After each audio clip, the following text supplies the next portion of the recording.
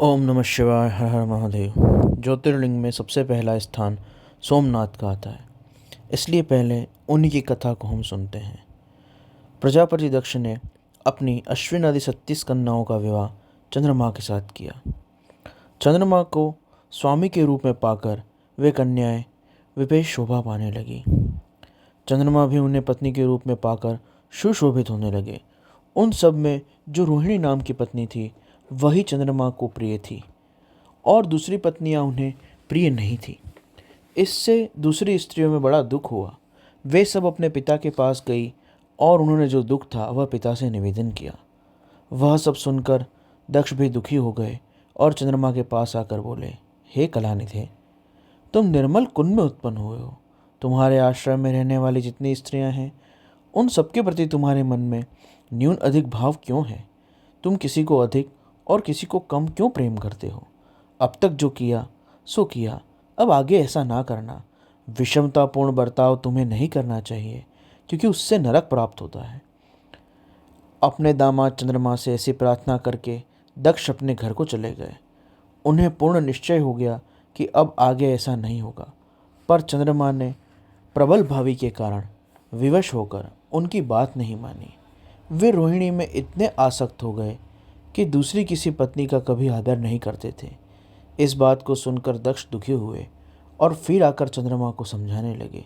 चंद्रमा, सुनो, मैं पहले अनेक बार तुमसे प्रार्थना याचना कर चुका हूँ, फिर भी तुम मेरी बात नहीं मानते। इसलिए मैं आज तुम्हें श्राप देता हूँ कि तुम्हें क्षय का रोग हो जाएगा। दक्ष के इतना कहते ही चंद्रमा को क्षय रोग हो गया। उनके क्षीण होते ही उस समय सब देवता हाहाकार करने लगे और कहने लगे, हाय हाय, अब क्या करना चाहिए? चंद्रमा कैसे ठीक होंगे? इस प्रकार दुख में पड़कर वे सब विहल हो गए और चंद्रमा ने सब देवताओं तथा ऋषियों को अपनी अवस्था सूचित की।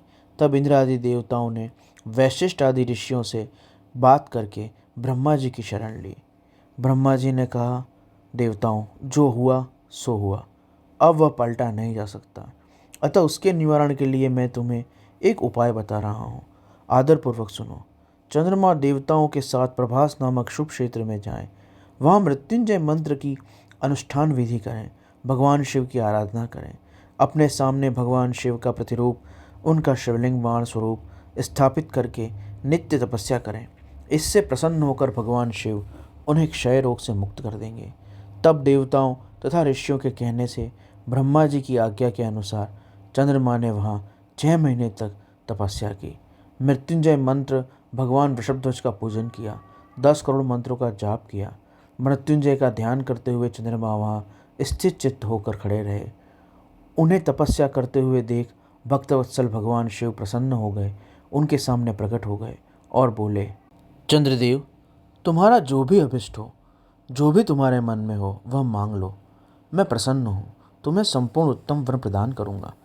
चंद्रमा बोले, हे भगवान देवेश्वर शिव, यदि आप प्रसन्न हैं तो मेरे लिए क्या असाध्य हो सकता है। तथापि शंभु, आप मेरे शरीर के इस क्षय रोग का निवारण कीजिए। मुझसे जो अपराध बन गया हो उसे क्षमा कीजिए। शिवजी ने कहा, हे चंद्रदेव, एक पक्ष में प्रतिदिन तुम्हारी काया क्षीण होगी, परंतु दूसरे पक्ष में वह निरंतर बढ़ती रहेगी। इस प्रकार चंद्रमा ने भक्तिभाव से भगवान शिव की स्तुति की।